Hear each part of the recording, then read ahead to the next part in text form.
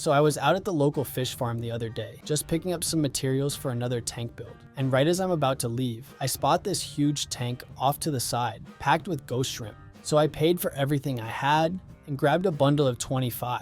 So I got back home and grabbed a 5-gallon tank I had sitting empty. I wanted to keep this build clean, simple, and low maintenance, but I wanted something peaceful to watch and still functional for the shrimp. I started with a layer of white sand. This stuff always looks super clean and really makes shrimp pop, especially ghost shrimp since they're see-through. Next up was the hardscape. I used dragonstone, one of my favorite types of rock to work with. It has all these tiny cracks and edges that shrimp love to crawl through. I played around with the layout, stacking some pieces up to give the tank some depth and structure.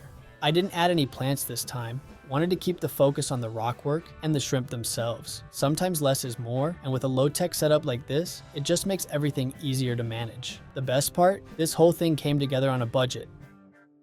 Once the scape was done, I filled up the tank and added some water conditioner to make it shrimp safe. Since I used clean materials and dechlorinated the water, I didn't wait days to add them. I felt good introducing them right away. I floated the bag to let them acclimate, and even while they were still in the bag, they were already buzzing around, like they knew this was their new home.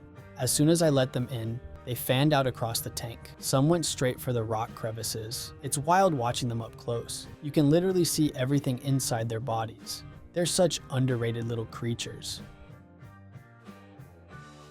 Later that day, I dropped in a couple small pellets, and right away they swarmed it. Ghost shrimp are like little machines when they eat. They grab the food, hold it like a sandwich, and just go to work with their tiny arms.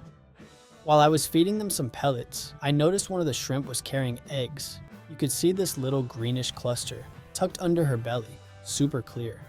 The next day, I wanted to switch things up and see how they'd react to something new. So I sliced up a small piece of raw carrot and dropped it into one of my 3D printed food holders, the same kind I use in the giant shrimp ecosystem. Instead of swarming the carrot, they were way more interested in the food holder itself.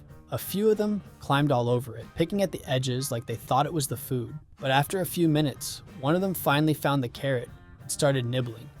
And that's when the rest caught on. Slowly they started gathering around, taking turns, and working on it from different angles. It's moments like that where you really appreciate how curious these little guys are. And the food holders, still one of the best things I've printed. So now we just let it run and evolve. Maybe even look out for signs of breeding later down the line. I just released the brand new ghost shrimp on the simplyshrimp.com, along with our other vibrant colors. I make the shrimp myself, and every shrimp I sell helps me make more videos. Let me know in the comments if you've ever kept ghost shrimp, or if you build a setup like this.